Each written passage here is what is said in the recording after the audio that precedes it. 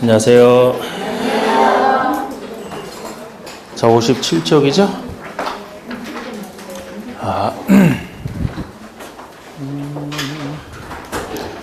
자, 도시발사업의 대행입니다.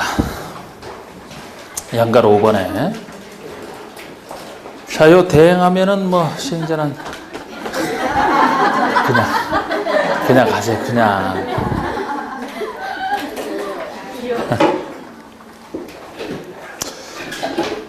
자, 우리 사업을 대진행하는 게 대행인데, 정비법 대행이랑 좀 다릅니다. 우리 정비법에서는 이제 전부를 다 대행하는 건데요. 개발법에서는 일부만 대행하는. 그래서 여기 개발법에서는 공공시행자가 못하는 경우가 없습니다.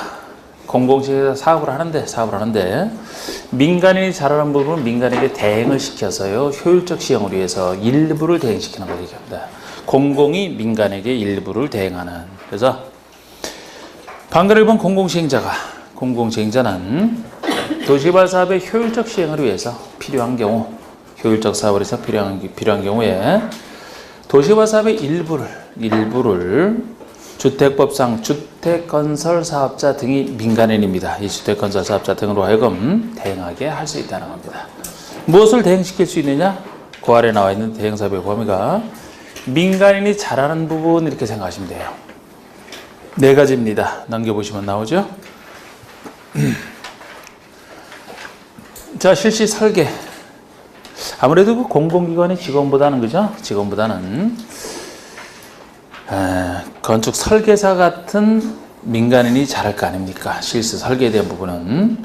2번의 부지 조성 공사나 3번의 기반설 공사도 민간 건설업자가 건설의 전문가 아닙니까? 그 민간인이 잘할 수 있는 부분이 공사다. 그리고 조성도지의 분양 업무.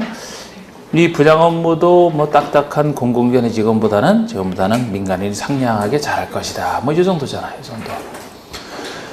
예를 들어서 이주단지 조성 같은 거 아닙니다. 이주단지 조성 같은 경우는 그 공익으로 새로운 땅을 수용하잖아, 그죠? 그런 것은 공공기관이 오히려 잘하는 부분이에요. 민간이 잘하는 부분이 아니고. 그래서 이런 것들 좀 생각하시면 되고요. 반가로 3번은 대행개발 사업자 선정할 때는 경쟁입찰 방식으로 하는 게 원칙이 되고, 보통 그렇습니다. 제가 일반에 얘기하는 것은 공정성을 위해서 경쟁입찰이 가장 공정한 방법이기 때문에 주로 이런 거 쓰는. 자, 그 다음에 이제 실시계획 작성인가가 나오죠. 지금까지 시행자 다음에 나오는 실시계획 작성인가 파트. 자, 실시계획 작성은 시행자가 직접 합니다.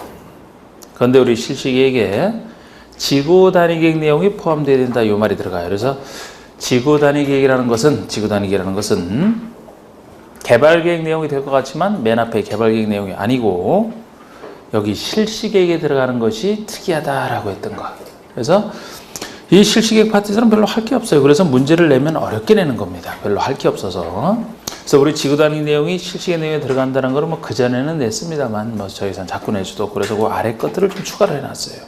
반거리 2번에, 양거리 2번에 인가는 지정권자에게 받을 겁니다. 개발법에서는 지정권자니까요.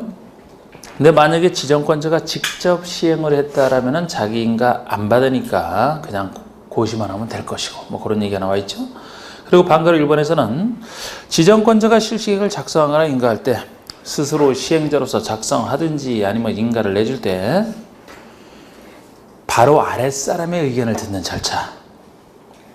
보통 의견은 바로 아랫사람 의견을 듣잖아요. 의견은 듣고 나서 무시해도 되기 때문에 윗사람 의견은 보통 없습니다. 그래서 국토교통부 장관이 지정권자로서 권한을 행사한다. 그럼 바로 아랫사람인 시도지사, 대도시장의 의견을 들으면 되고, 시도지사가 지정권자라면 바로 아랫사람인 시장의주구청장의 의견을 미리 들어야 된다.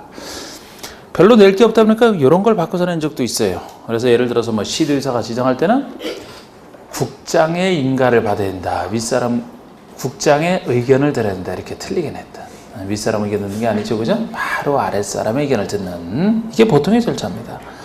그 다음에 변경할 때 절차를 바꿔서 낸 적도 있죠. 변경 절차를 보시면 인가받은 사항을 변경한다라면 같은 절차라고 했습니다. 그래서 인가를 다시 받아야 되는데 항상 경미한 변경일 때는 그 인가 필요 없다. 그래서 경미한 변경일 때는 인가를 받지 아니한다 하고 있는데, 무엇이 경미한지는 일일이 다 볼 수는 없다고 했습니다. 대표적인 거 두 가지만 역시 적어놨어요. 인가받은 면적을 10% 범위 내에서 축소하는 걸 얘기합니다. 확대 아니고 축소, 면적 축소인데 10% 범위 내에서 이런 것들이 똑같지 않기 때문에 우리가 그냥 느낌 잡을 수밖에 없다고 한 거예요. 제가 국계법상 그 개발행위 허가할 때는 개발행위 허가에서는 허가받은 상을 변경할 때는 역시 허가인데 거기서 경미한 변경이 뭐 허가받을 필요 없는 거 있었죠? 거기서 면적 축소라면은 5% 범위 내에서 축소할 때, 5% 범위 내에서 축소할 때 여기는 5%가 아니고 10%잖아, 10%. 약간 차이가 나지 않습니까, 이렇게.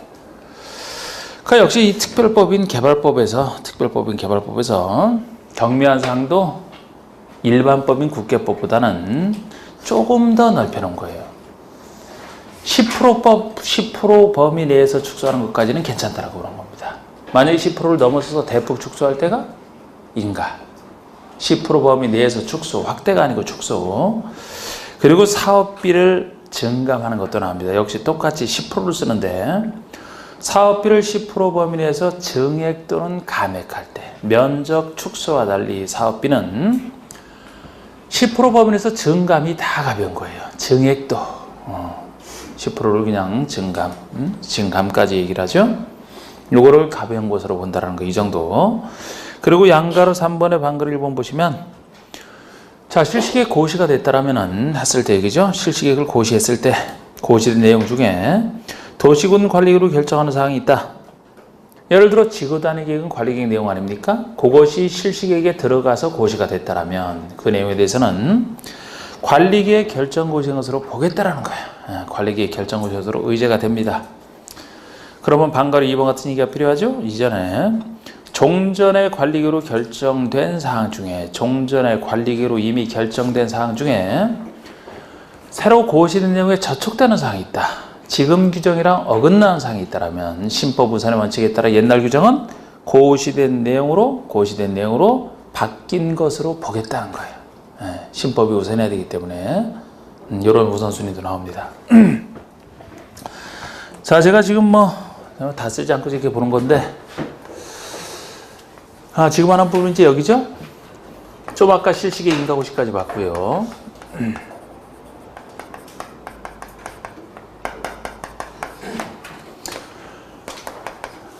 자, 이제 하는 게 수용 사용 방식에 한 사업식이 나옵니다. 다음 나오는 것이 환지 방식에 한 사업식이 나올 것이고요. 그 다음에 혼용, 섞어서는 혼용이 있는데 수용 사용 방식으로 사업을 한다라면은 실시계 인가고시 다음에 나오는 것이 공급계획이다. 항상 여기서는 공급계획을 작성해서 지정권자에게 제출하는 것이 있고요. 그 다음에 공사를 시작해서 공사가 끝났다 그러면은 준공검사, 공사 완료 공고를 하면 끝나는 겁니다. 자, 우리 환지 방식으로 한다라면은 환지계획을 세워서 인가를 받고 나서 환지계획 인가고시 후에 공사를 시작해서 공사가 끝났다라면은 준공검사, 공사 완료 공고 후에 조성된 환지를 줄 사람에게 주는 환지 처분 절차가 별도로 나오죠. 중간에 환지 예정지가 있다라고 했고요. 근데 이거를 안 쓰고 하려다가 계속 썼던 거 안 쓰고 하려다가 또 쓰는 게 항상 이렇게 했다라면 여기다 틀 잡고 시작하는 거 있잖아요. 여러분 이 방식으로 해온다라면 땅은 두 땅만 존재한다 그랬죠? 두 가지 땅이 조성 토지 등과 원형지 이렇게 두 땅을 염두에 두고 시작을 하셔야 됩니다. 원형지. 만약에 환지 방식으로 한다라면은 두 땅이 존재해요. 환지 아니면 보류지. 자, 제가 수용 방식에서는 시행자가 취득을 해서 일반에게 공급한다 그랬죠? 반면에 여기서는 일반에게 공급하는 게 아니고 토지 소유자에게만 준다 그랬고, 요건 일반인에게, 요거는 토지 소유자에게. 여기서 주된 땅이 어느 땅이에요? 조성토지지. 그래서 조성토지. 시행자가 목적대로 조성한 땅을 얘기하기 때문에 이게 주된 땅이 되는 것이고, 제가 주로 수용해서 일반인에게 준다? 조성토지를 얘기한다고 했습니다. 이것만 있어도 상관없어요. 요거는 옛날에 없었던 겁니다. 이거 없어도 충분히 이것만으로 사업시간 돼요. 예를 들어 주거용 신도시로 개발한다 그러면은 주거용 신도시, 그럼 주택을 지을 땅으로 조성을 해서 공급을 하는 걸 얘기합니다. 일반에 공급하는 거. 원형지는 조성하지 아니한 상태의 땅을 얘기하죠. 원래 형태를 유지하는 땅, 조성하지 아니한 땅. 그래서 주된 땅이 이 땅이고 원형지는 좋은 땅이라. 조성비가 안 들어가기 때문에 조성토지보다는 훨씬 쌉니다. 이게 훨씬 싸고 받은 사람이 원형지이기 때문에 자기 개성대로 개발할 수 있다는 점에서 좋은 땅이라. 요건 없어도 되지만 국가 등 특정인이 요 근거 규정이 있어야 받기 때문에 특정인에게 받으려고 만들어진 땅이다. 요것만 있어도 되지만 요거는 좋은 땅이라 특정인이 받는 사람이 정해져 있습니다. 환지 방지로 한다면 이게 주된 땅이죠. 종전 땅에게 주는 땅이 환지 아닙니까? 요게 환지고 주지 않고 남겨놓는 걸 다 보류지라고 해서 여기서는 이 두 땅이 존재하는 거예요. 이렇게 틀을 잡고 시작을 하시는데, 자, 먼저 59쪽에 1번의 수용 사용부터 이 방식으로 사업을 하려면 수용 사용부터 가능해야 되죠. 그래서 수용 사용이 먼저 나옵니다. 자, 1번의 시행자는 사업에 필요한 땅을 수용 또는 사용할 수 있다. 도시개발 사업도 도시군계획 사업, 공익사업의 자체로 속하기 때문에 시행자라면 공공이든 민간이든 시행자는 수용사건이 다 있어야 됩니다. 자체적으로. 근데 다만 민간시에 대한 차별이 나온다 그랬죠. 민간 시행자는 조합을 제외한다는 얘기는 당연히 조합은 환지에서만 시행자가 되기 때문에 여기서는 아예 안 돼서 빠졌을 뿐이고 민간시에 대한 차별로 기억하셔야 돼요. 민간 시행자는 사업 대상 토지 면적의 3분의 2 이상에 해당하는 토지를 소유하고 소유자 총수 2분의 1 이상 동의. 그래서 제가 일반 동의가 3분의 2, 소유자 2분의 1 이렇게 얘기를 했는데요. 숫자는 똑같지만 거기랑 다른 개념이라고 했어요. 여기서는 면적 3분의 2는 똑같지만 3분의 2 이상에 해당하는 다른 사람을 포함한 소유자 동의를 받는 게 아니고 직접 소유하라는 점에서 더 센 얘기다. 다른 사람 동의가 아니고 직접 소유하라는 점에서 일반 동의다. 예외 세 번째 예가 이겁니다. 근데 이 얘기는 공법에서 이런 식으로 얘기하는 거 두 군데밖에 없죠. 여기랑 도시군계획 시설 사업할 때 순수 민간인이 시행자로 지정받아서 갖춰야 될 요건 거기랑 똑같지 않습니까? 사인의 지정 요건, 민간의 지정 요건 이런 엄청난 요건을 요구하는 것 취지가 똑같다라고 했어요. 거의 민간인은 사실상 못하게 되는 어떻게 3분 이상을 소유합니까? 그쪽이랑 이 군데 이 둘밖에 없어요. 여기 민간시에 대한 차별로 기억하셔야 되고요. 또 양가리분의 수용사용 절차에서 원칙은 당연히 공토법을 준용을 합니다. 준용할 때 두 가지 특례가 있는데요. 두 가지 특례 중에서 기억번이 다른 네 건대 중에서 다른 세 가지와 구별되는 특례죠. 자, 수용사용의 대상이 되는 토지의 세부 목록을 고시한 때예요. 이때 사업인정 및 고시 의제 받은 것으로 본다. 자, 우리 다른 수용사용에서는 언제 사업인정을 받은 것으로 보느냐? 보통 그 법에서 사업시행권을 딸 때라고 해서 사업시행권을 딸 때 보통이라면 이때 아닙니까? 실시의 인가고시가 있을 때 보통 실시의 인가고시가 있어야 사업시행권을 딴다라고 하잖아요. 다른 법에서는 이때가 돼야 사업인정 받은 것으로 보통 봅니다. 근데 여기만 아니에요. 여기만 아니고 수용사용의 세부 목록이 맨 앞에 계획인 개발계획 내용에 들어가는 거 아닙니까? 맨 앞으로 당겨진 거예요. 우리 개발계획 내용 중에 구역 지정 이후에 포함시킬 수 있는 박수 세단 중에 수잖아, 수. 그래서 수용사용의 세부 목록이 이 내용에 들어가거든요. 사업인정 받은 것으로 보는 때로부터 수용사용이 가능해요. 만약에 다른 것처럼 이때를 기준으로 해서 사업인정 받은 것으로 보게 되면은 지금 여기는 네 군데 중에서도 수용사용 방식으로서의 도시개발 사업을 하기 때문에 큰 사업에 적합하다 그랬잖아. 큰 사업. 그러면 굉장히 많은 땅을 수용사용으로 해야 되는데 만약에 이때를 기준으로 해서 사업인정 받은 것으로 보게 되면은 이때면은 이 앞에보다 훨씬 가격이 올라있죠? 그 보상금을 감당을 못하겠다고 그런 거예요. 너무 많이 올라 있어서. 그리고 크게 수용사용을 해야 되는데.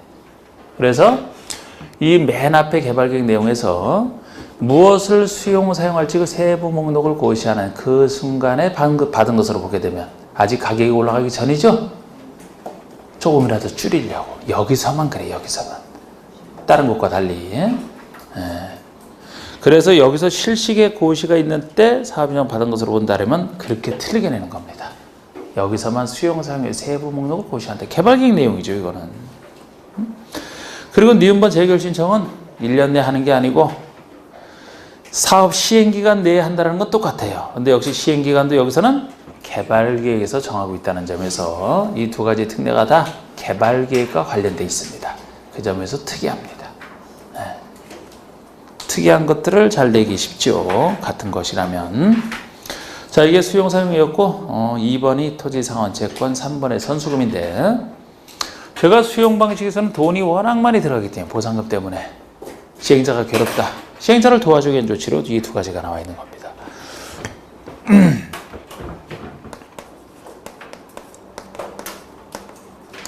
자, 우리 토지상환채권이라는 말을 분석을 해보면 채권은 채권인데 나중에 토지로 갚아주는 채권이라고 했잖아요. 근데 말을 토지로 써놨을 뿐이지 건축물로도 줄 수는 있어요. 건축물로도.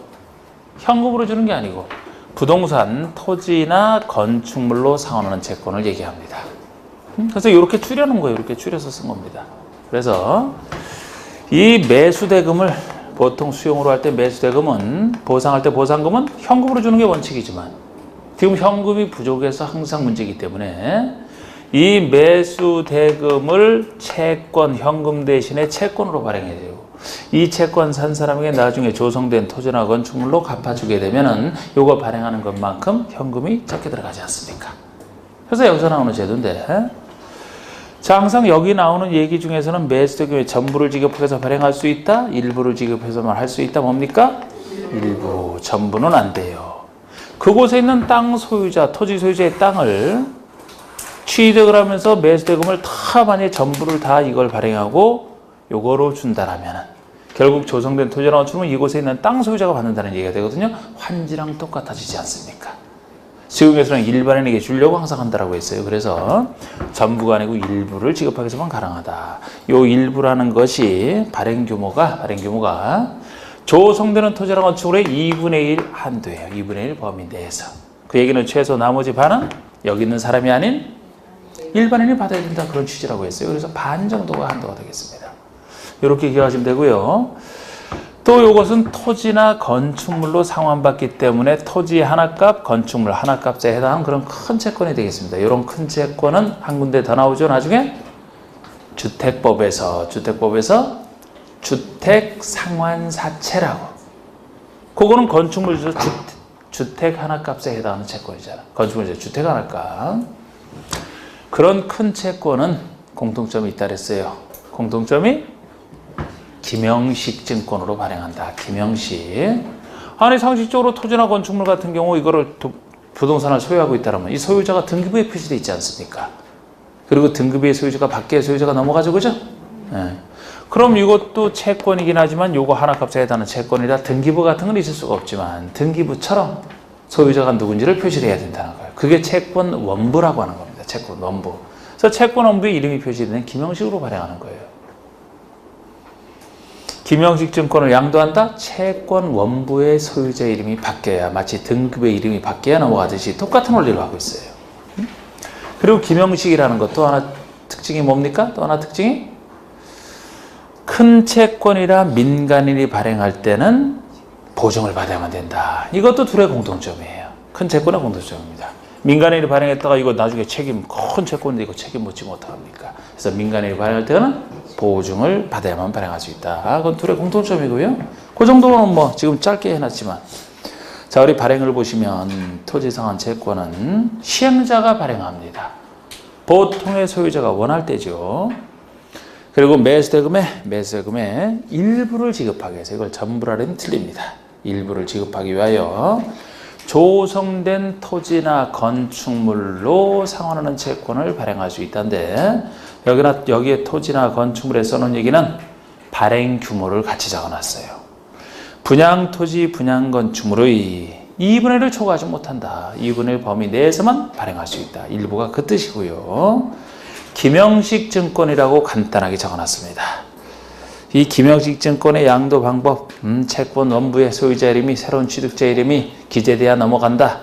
채권의 기재를 안 하면 원부의 기재하면서 넘어가긴 넘어가는데 대항하지 못한다. 그 얘기는 주택상환사채에서 자세히 써놨고 거기랑 성격이 같기 때문에 여기서 얘기만 들어두시고요. 이건 간단하게 적어놨어요. 뭐 김영식 증권의 양도 방법은 똑같으니까요. 나중에 뒤에서 적어놨습니다.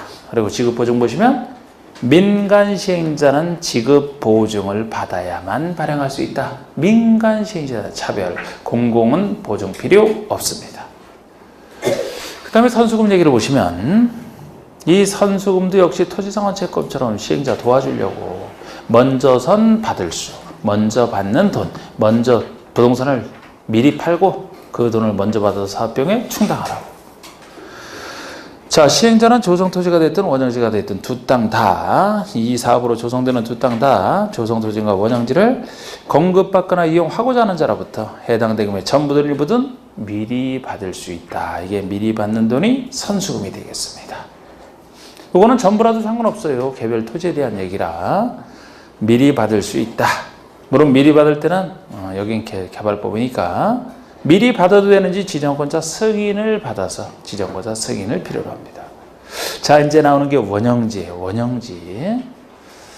아무나 못 받는 좋은 땅 누가 받는지부터 보셔야 되는, 누가 받는지부터 보셔야 되는. 그래서 원형지 보시면, 자, 시행자는 필요한 경우에 역시 미리 지정권자 승인을 받아 원형지를 공급해도 되는지 지정권자 승인을 받아 다음에 하나 해당하는 자에게 원형지를 공급하여 그 자에게 개발하게 할 수 있다. 그래서 원형지를 공급할 때는 여기 법에서 정해진 자와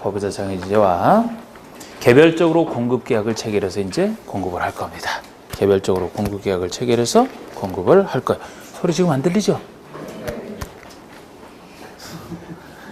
아까 어디까지 얘기했었지?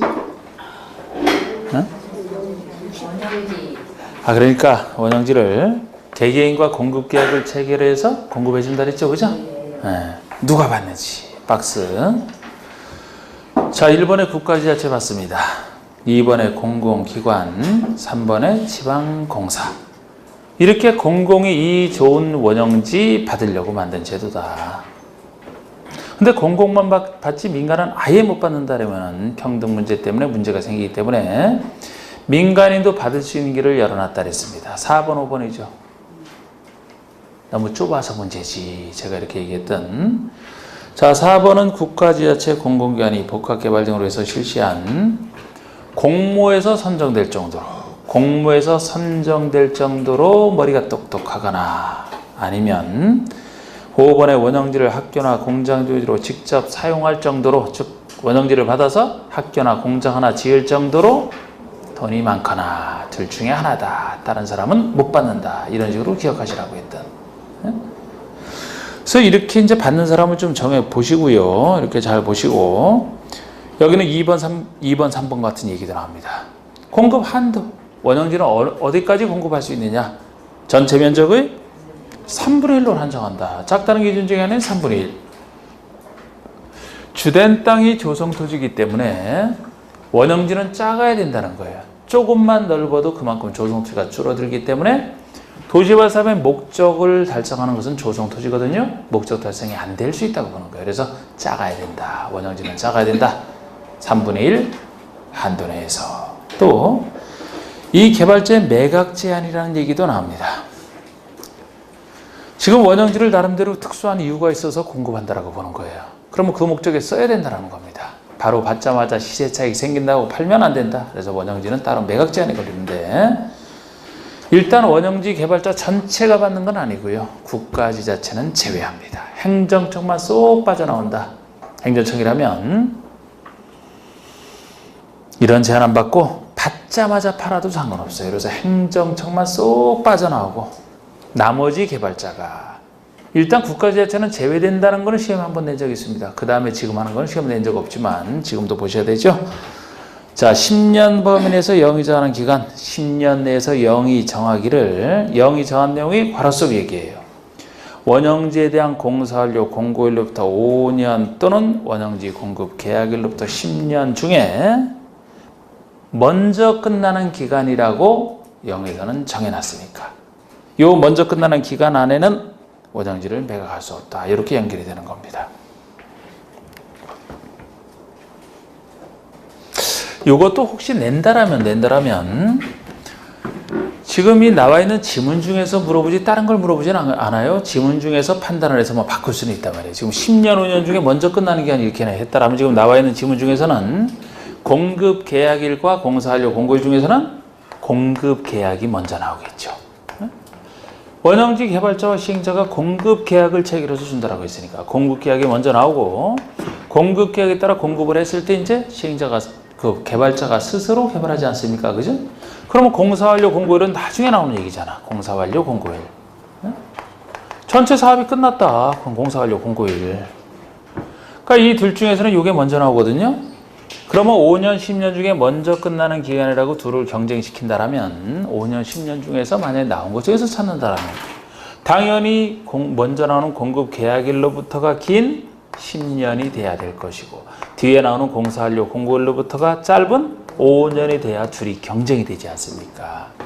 예를 들어 요때로부터 10년이지 공사완료 공고일로부터 10년 이렇게 유치하게 바꿀 수도 있으니까 이들 중에 먼저 끝나는 기간 그림상으로는 뭐가 먼저 끝나요? 공사완료 공고일 요게 여기서부터 5년이 먼저 끝나죠? 그럼 이때까지 매각 못 한다는 얘기예요. 요거 이후로 매각할 수 있다는 얘기가 되지. 10년, 5년 중 먼저 끝나는 기간은 이렇게 생각하시면 돼요. 그래서 자, 그 다음에 원형지 개발자 선정 방법이 나옵니다. 원형지 개발자 선정 방법, 개발자를 선정할 때 방법. 자, 여기서 이제 전체적인 얘기를 해야죠. 지금 여기 나와 있지만 전체적인 얘기를 공법 전체에서 쓰는 얘기를. 자, 우리 선정할 때 선정 방법은 둘 중에 하나입니다. 경쟁 입찰로 선정하는 경우랑 경쟁 입찰로 선정하는 경우랑 경쟁 입찰의 반대가 수의계약이에요. 수의계약. 이 둘 중에 하나. 크게 두 가지 중에 하나거든요. 이게 가장 공정한 방법이라고 했습니다. 입찰에 참여를 시키는데 그 앞에 경쟁이 붙어 있으니까 누구나 경쟁적으로 입찰에 참여할 수 있다는 얘기가 되거든요. 누구나 경쟁적으로. 누구나 경쟁적으로 입찰에 참여해서 그 중에서 이제 최고가로 써낸 사람을 낙찰자로 보는 이게 경쟁 입찰 방법이에요. 아주 공정하기 때문에 불특정 다수인 일반인 대상으로 공급할 때는 이거로 쓰는 게 원칙이 되는 겁니다. 반대가 수의계약이라고 했어요. 요거의 반대가 수의계약.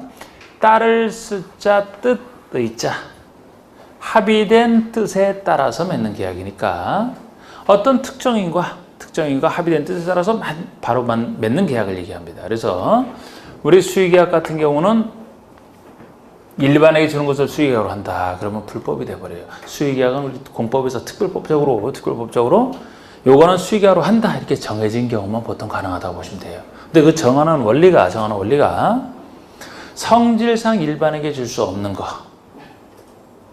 성질상 일반에게 줄 수가 없는 것을 수의계약하게 돼 있어요. 그럼 성질상 일반에게 줄 수 없는 것이라는 얘기는 성질상 특정인에게 줄 수밖에 없는 것 같은 얘기죠. 그래서 특정인에게 줄 수밖에 없는 것을 그 특정인과 수의계약한다라고 보시면 돼요. 일반에게 주는 것은 경쟁입찰로, 특정인에게 줄 수밖에 없는 건 그자와 수의계약하는 이 논리거든요. 아까 그래서 대행개발사업자 선정할 때도 대행개발사업자라면 누구에게나 기회를 줘야 되지 않습니까? 누구에게만 주면 안 돼. 그러니까 경쟁입찰로 한다 이렇게 나가는 겁니다. 다른 법에서도 마찬가지고 이 원리로 그렇다라면 요거를 우리가 여기서 틀을 잡을 때 수용 방식으로 할 때는 이 두 땅이 나오기 때문에 지금 요거를 먼저 하고 있지만 원형지라면은 공급 방법이 어떻게 돼야 되는 거예요? 원칙이 수의계약이 되는 거지. 원형지 자체가 처음부터 아무나 못 받는 것이기 때문에 받는 사람이 정해져 있기 때문에 예를 들어 국가다. 국가와 수의계약으로 넘겨주는 겁니다. 공공기관이다. 그자와 수의계약으로. 공부에서 선정된 자에게 준다? 선정된 자만 받을 수 있지 다른 사람은 못 받잖아. 그자와 수의계약. 그런데 원칙이 수의계약이라면 예외적으로 경쟁 입찰의 경우 하는 경우가 있고 그러면 여기서는 경쟁 입찰에 따라서 공급하는 이 예외적인 경우로 하나 기억하시면 나머지가 다 수의계약이 되는 겁니다. 공부하는 요령이 이렇게 되는 거지. 만약에 원형지가 아니고 조성토지를 물어봤다. 조성토지를 물어봤다면 원칙이 뭐가 돼야 돼요? 경쟁 입찰. 일반에게 주는 것이라 경쟁 입찰로 한다. 원칙을 딱 선언하고 있습니다. 그런데 여기에 대한 예외로서 할 수 있는 예외 중에 수의계약으로 할 수 있는 경우와 추천 방법으로 공급할 수 있는 이 두 가지 예외가 존재해요. 특히 여기서는 이 예외 두 가지를 구별하는 게 필요합니다. 여기서는 이 예외를 해야 되고 여기서는 이 예외를 해야 되고 이 둘을 구별하시는 것 자체는 쉬워요. 여기 9가지가 나와 있지만 이 수의계약으로 하는 것은 아까 원리상 특정인에게 줄 수밖에 없는 거 다 나와 있거든요. 그렇게 요건 특정인에게 준다는 얘기 없어요. 근데 추첨은 일반에게 주는 것입니다. 일반에게 주는 건데 요거는 주로 서민용 토지, 제가 이런 식으로 느낌 잡으라고 했던 서민용 토지 4가지 일반에게 주는 건데 서민용 토지라면 서민들이 주로 받아야 될 땅이라고 보는 건데 요거를 만약에 경제입찰에 맡기게 되면은 사실상 서민들이 실질적으로는 취득을 못한다고 보는 거예요. 경제입찰은 사실 누구에게나 기회를 준다는 점에서 공정하지만 형식적 평등에 맞는 얘기입니다. 근데 서민들이 받을 땅이라면은 경제입찰에 만약에 놓았다. 누구나 입찰은 하겠죠? 근데 최고가를 써낸 사람이 낙찰자가 되니까 결국은 못 받아. 돈 제일 많이 써낸 사람만 갔기 때문에. 그래서 이건 오히려 적합하지 않다. 서민용 토지는 가격을 경쟁입찰로 경쟁시키지 말고 고정을 시켜놓는 거예요. 최고가를. 공급가를 정해놓는 거예요. 그냥. 물론 싸게 정해겠죠. 경쟁입찰보다는 싸게 정해겠지.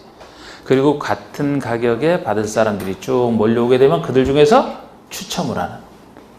그럼 서민들이 취득할 확률이 올라가지 않습니까? 일반에게 주는 건데 이제 그런 예외가 존재해요. 둘을 구별하시는 이 정도 틀을 잡고 시작을 하셔야 됩니다.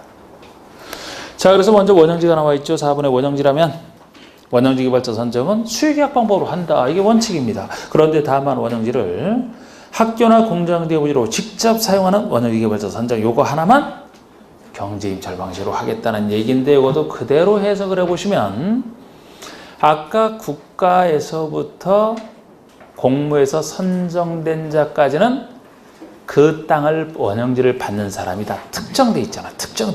그저와 수의계약인데 아까 봤던 것 중에서 5번만 특정이 안 돼 있는 거예요. 원형지를 학교나 공장 대부지로 직접 사용하는 자라면 학교나 공장 용지로 쓰겠다라고 용도를 특정해놨지 시행자가. 요거를 받는 사람은 누구만 받는다라는 걸 특정을 안 해놨잖아요. 그냥 학교를 직접 사용하는 자 이렇게 되어 있습니다. 아니 그럼 학교를 사용할 사람은 누구나 신청할 수 있는 거 아닙니까? 학교를 예를 들어 국가만 받는다, 지자체만 받는다 그런 얘기 아니잖아요. 그냥 사용하는 자라면은 된다는 얘기니까 특정인이 없어요. 이거는 그냥 사용하는 자라고 되어 있지 사용하는 자 중에서 누구만 사용한다는 얘기는 없습니다. 그래서 이것만 경제입찰이 되는 거예요. 학교 짓고 싶은 사람은 누구나 입찰에 참여하면 되지. 요거 하나만 경제입찰. 그리고 경제입찰에 2회 이상 유찰된 경우는 수의계약 방법으로 할 수 있다. 이거는 경제입찰에 어디나 붙는 얘기예요. 어디서나 다른 법에서도 이런 얘기는 붙습니다. 자, 우리 경제입찰의 공정한 방법이라고 해서 좋아요. 그런데 2번 이상 유찰이 됐다. 그러면 최선을 다했다고 보고 계속 경제입찰을 고집하는 게 아닙니다. 그 다음번 응찰, 세 번째 입찰 이럴 때는 특정인이 줘도 상관없다는 거예요. 2번 이상 유찰이 됐다라면 최선을 다했다고 보고 그래서 이런 말은 경제입찰에는 다 붙어있는 얘기입니다. 자, 이제 원형지 공급 가격도 이 원형지 공급 가격 평가하는 게 나옵니다. 자, 한번 여기 보세요. 지금 이 공급 가격도 이 3군데가 다르거든요. 이 3군데가 여기서 원형지를 공급할 때 가격을 어떻게 정할 것이냐, 조성 토지를 공급할 때는 가격을 어떻게 정할 것이냐, 환지 방식으로 조성된 땅을 정할 때는 어떻게 정할 것이냐, 이 3군데가 다릅니다. 감정평가는 다 해요. 감정평가는 다 합니다. 근거는 있어야 되기 때문에 감정평가는 다 하는데 수용사용 방식에서 조성 토지라면 일반에게 주는 것이 아니라 그냥 감정평가액으로 한다. 그 감정평가 그대로 쓰는 거는 이 조성 토지예요. 그런데 원형지랑 원형지 특징이 있잖아. 받을 사람과 개별적으로 공급 계약을 체결한다 그랬죠? 그러면 감정가를 그대로 쓰는 게 아니고 감정가를 바탕으로 해서 기준으로 해서 누가? 두 계약 당사자가 공급 계약 체결할 때 계약 당사자가 협의해서 결정하는 거예요. 가격 협의하듯이. 요거는 공급 그대로 감정가로 한다. 요거는 감정가를 바탕으로 해서 두 계약 당사자가 협의해서 결정을 한다. 환지 방식에서 조성 토지라면 시행자가 결정을 해. 시행자 혼자. 누구랑 협의하는 것도 아니고. 응? 여기에 환지라든지 뭐 보류지 이런 걸 다 평가를 하거든요. 시행자가 환지기 세울 때 시행자가 정해, 시행자가. 감정평가를 바탕으로 해서 토지평가협의회 심의를 거쳐 시행자 혼자 결정하는 게 환지선 특징이에요. 사실 환지는 좀 자율적으로 시행하는 것만큼 시행자가 정한다 이렇게 보시면 돼요. 여기는 협의회에서 감정 이렇게 다릅니다. 다른 것도 구별하셔야 돼요. 지금 여기 원형지만 나왔지만 양가로보는 원형지는 개발계획이 반영된 원형지 감정가계에다가 감정평가는 합니다. 이렇게 원형지 감정가계에다가 시행자가 원형지에 설치한 기반서를 공사비가 있으면 이 공사비를 더한 금액으로 한다가 아니고 이 금액을 기준으로 시행자와 원형지 개발자가 두 계약 당사자가 협의해서 결정하는 게 원형지의 특징이에요. 다른 땅들은 뒤에 나옵니다. 이제 자, 그리고 5번에 이주대책 보세요. 이것도 수용방식에서 나오는 일반적 얘기입니다. 시행자는 도지법사업에 필요한 토지를 제공함으로 인해서 생활의 근거를 상실하게 되는 자가 있다. 그러면 이주대책을 수립시행해야 된다. 이게 이주대책 수립시행 의무입니다. 자, 예를 들어 수용당했는데 살고 있는 집이 수용당했다라면 생활의 근거를 잃게 됐죠? 보상금만이 아니고 살 대책, 이주 대책을 수립시행하라. 이건 수용상에서 나오는 일반적 얘기입니다. 그 다음에 공급계획 보세요. 여기 공급계획 글쎄 이 방식으로 할 때는 공급계획이 나온다 그랬잖아. 조성토지든 원형지든 이 공급계획을 작성합니다. 자, 시행자는 지정권자인 시행자는 제외하고 보통의 시행자는 조성토지 중에 공급계획을 작성하여 지정권자에게 제출해야 돼. 지정권자 승인받는 게 아니고 지정권자에게 제출하라 이렇게 돼 있어요. 지정권자에게 제출하라 공급계획을. 지정권자가 직접 시행을 했다면 자기가 자기에게 제출할 필요는 없으니까 제외 뭐 이런 건 당연한 얘기고. 예. 자, 이제 조성토지가 나옵니다. 7번에 조성토지가 나오고 있죠. 아까는 원형지, 이거는 조성토지를 얘기해. 공급 기준을 보시면 공급할 때 기준은 그 앞에 나와 있는 고시된 실식에 따라 공급하라. 고시된 실식에 따라 공급하는 건데 공급 방법을 보시면 원칙이 경제입찰이에요. 조성토지입니다. 원칙이 경제입찰로 한다예요. 한다. 그러나 할 수 있는 예외 두 가지가 존재하잖아요. 예에 보시면 추천 방법으로 할 수 있는 경우와 그 아래 실계약 방법으로 할 수 있는 두 가지 경우를 구별하시는데 자, 우리 추첨으로 할 수 있는 경우가 서민용이라고 했습니다. 다음 토지는 추천 방법으로 할 수 있다 해서 네 가지가 박스에 나와 있는데요. 다 일반에게 주는 걸 전제로 하지 특정에게 준다는 얘기는 안 붙어 있어요. 그런데 여기서 그거 읽기 전에 다만 공공시행자만, 그것도 공공시행자가 아래 1번 토지 중에 임대주택 건설 용지를 공급하는 경우에는 추첨 방법으로 분양하여야 한다.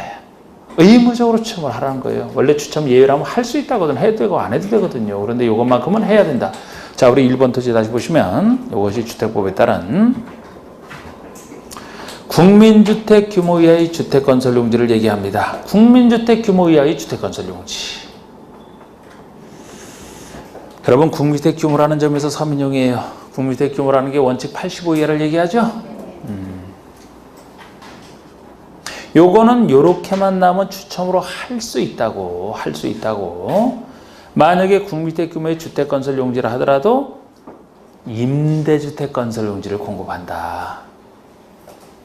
임대주택 건설 용지를 아주 집을 구할 수 없는 서민들이 한 임대용으로 쓰는 임대주택 건설 용지를 그것도 공공시행자가 공급할 때 추첨으로 해야 된다는 겁니다. 추첨으로 할 수 있다 해서 안 하면은 서민들이 취득 힘들잖아. 의무적으로 추첨을 하라는 거예요. 이렇게 싸게 주는 그거는 공공시행자의 부담으로 하고 민간시행자가 할 때 말고 공공시행자가 공유해서 희생하라. 그래서 공공시행자가 국민주택 규모 이하의 주택을 짓 때 임대주택 건설료를 공급한다. 그럴 때는 서민들에서 아예 추첨으로 해야 된다라는 얘기고, 이런 얘기까지 안 붙으면 그냥 할 수 있다고 보시면 돼요. 또 두 번째는 공공택지를 얘기합니다.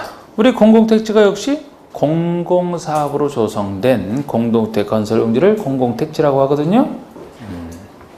공공사업으로 조성됐으니까 서민들에서 좀 싸게 공급하라. 그 다음에 330의 단독주택용지예요.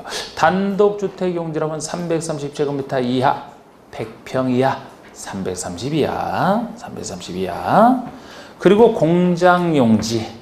공장용지는 서민들의 내 직장 마련 그랬잖아. 다른 건 내 집 마련이고.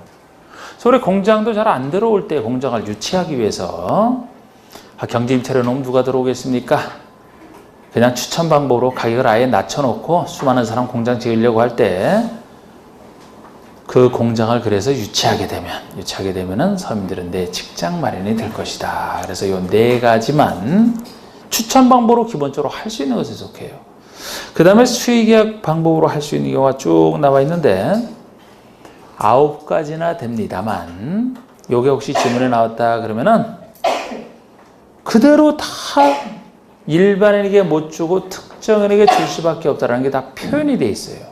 이 지문 속에 표현이 돼 있으니까 요것만 이해하시면 구별하는 건 아주 쉽다고 했습니다.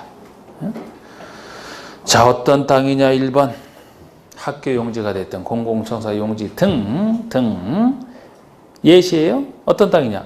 일반에게 분양할 수 없는 공공용지가 전제되어 있어요. 지금 일반에게 분양할 수 없다는 공공시설 용지니까 일반에게 분양해서는 안 되죠. 그 공공시설을 운영할 자에게 줘야지. 그래서 일반에게 분양할 수 없는 공공용지를 국가가 됐든 지자체가 됐든 그 시설을, 공공시설을 설치할 수 있는 자에게 공급한다. 설치할 수 있는 자, 정해진 자에게 공급하는 걸 얘기합니다. 그래서 그 자와 수익이야기 되는 거예요, 이거는. 아까 원형지에서 학교랑은 완전히 다른 개념입니다, 지금. 원형지 학교라면은 일반에게 줄 수 있는 걸 전제로 하는 거예요. 근데 여기 학교용지라면 일반에게 분양할 수 없는 전제 조건이 있잖아요, 여기는. 다릅니다. 그래서 아까 원형지에서 학교라면은 뭐 예를 들어서 사립학교 지을 땅이다. 사립학교를 짓고 싶어 하는 사람은 누구나 입찰에 참여할 수 있는 거예요. 근데 여기 학교라면은 예를 들어 국공립학교를 제가 예를 들었었잖아요. 국립학교 부지라면 일반에게 줘서는 안 되죠. 누구에게만 줘야 됩니까? 국가에게. 국가에게만 줘야 국가가 그 땅을 취득을 해서 국립학교를 지어서 운영할 거 아닙니까? 다른 사람에게 주면 안 되지. 공립학교라면 누구에게만 줘야 돼요? 지자체에게만. 그런 땅을 얘기하는 겁니다. 자, 두 번째는 임대주택 건설 용지를 국가, 지자체, 토지주택공사, 지방공사가 단독 공동으로 총지분의 50%를 초과해 줄 자 부동산 투자 회사에 공급하는 경우다. 원래 부동산 투자 회사는 민간으로 봐줘야 되는데 여기서뿐만 아니고 주택법에서 가끔 이런 얘기 나오죠. 공공이 50%를 초과하여 출자했다라는 말이 붙게 되면 공공처럼 봐주라고 했죠. 부동산 투자 회사를 공공에 해당하는 자가 50%를 초과하여 출자했다 그러면 공공처럼 봐주라는 얘기는 오히려 주택법에서 많이 나오는 얘기예요. 그래서 여기서도 서민용인 임대주택 건설용지를 누구에게 주느냐? 공공성 있는 부동산 투자 회사라면은 공공성이 있다 보니까 임대주택 건설용지를 받아서 임대주택을 건설해서 서민들에게 쓰라는 얘기예요. 그래서 이것도 여기 있는 임대주택 건설용지를 그 부동산 투자 회사에게 특별히 공급하는 걸 얘기합니다. 그러면 그 자가 수익계약 아닙니까? 받을 수 있는 사람이 한정돼 있잖아. 자, 3번에 존치 않은 시설물의 유지관리에 필요한 최소한의 토지를 공급한다. 존치 않은 남겨진 시설물의 유지관리에 필요한 최소한의 토지라면, 자, 유지관리에 필요한 최소한의 땅이다. 그러면 이 최소한의 땅은 누구에게 줘야 된다 그랬어요, 성격상? 유지관리할 자에게 줘야지 유지관리가 되지. 법적으로 거기에 필요한 최소한의 땅은 그 자에게 주라는 얘기예요. 최소한의 땅인데 그 자에게 안 주면은 유지관리할 자는 유지관리를 아예 못하게 되지. 이건 성격상 그 자에게 주는 걸 얘기합니다. 예를 들어 도시개발 사업을 하는데 그것에 문화재가 있다면 문화재는 밀어버리는 거 아니죠? 그대로 유지를 해야 돼? 이게 존치 않은 시설물 아닙니까? 이 시설물을 유지관리해서 그 문화재를 관리할 관리사무소용 땅이 필요하다. 그러면 그 땅은 관리사무소 지을 사람에게 줘야지 유지관리가 되지. 다른 사람에게 주면 안 되지 않습니까? 또 4번에 협의에 응하여 그 토지 등의 전부를 시행자에게 양도한 자에게 공급한다? 수용당한 자 말고. 자, 우리가 공익으로서 토지를 취득할 때 먼저 협의 취득을 시도를 해보고 협의가 안 될 때 재결에 따른 강제 수용을 하지 않습니까? 시행자를 끝까지 협의를 안 해서 괴롭힌 수용당한 자에게 주는 게 아니고 협의 취득을 장려하고자 협의에 의하여 자기 소유권, 토지 소유권 전부를 시행자에게 양도한 이런 고마운 자에게 협의 취득을 유도하고자 당신에게 다른 땅을 수익계약으로 줄 수 있는 혜택을 주겠다. 결국 협의 취득에 응한 자에게 준다 이 얘기예요. 그자와 수익계약이죠. 그러면. 또 토지 이용 가치가 현저히 낮아, 이용 가치가 현저히 낮아 인접 토지 소유주에게 주는 것이 불가피하답니다. 그러니까 이용 가치가 현저히 낮다는 얘기는 경쟁 입찰에 놔도 받아갈 사람도 없다는 얘기예요. 나는 관심 없다. 이용 가치가 현저히 낮아서. 그래서 옆에 있는 사람에게, 옆에 있는 토지 소유자에게 이거 그냥 거저 가져가세요 라고. 인접 토지 소유에게 주는 것이 불가피하다? 그럼 그자가 수익계약으로 넘겨줘야 되지 않습니까? 그자에게 주는 게 불가피한데.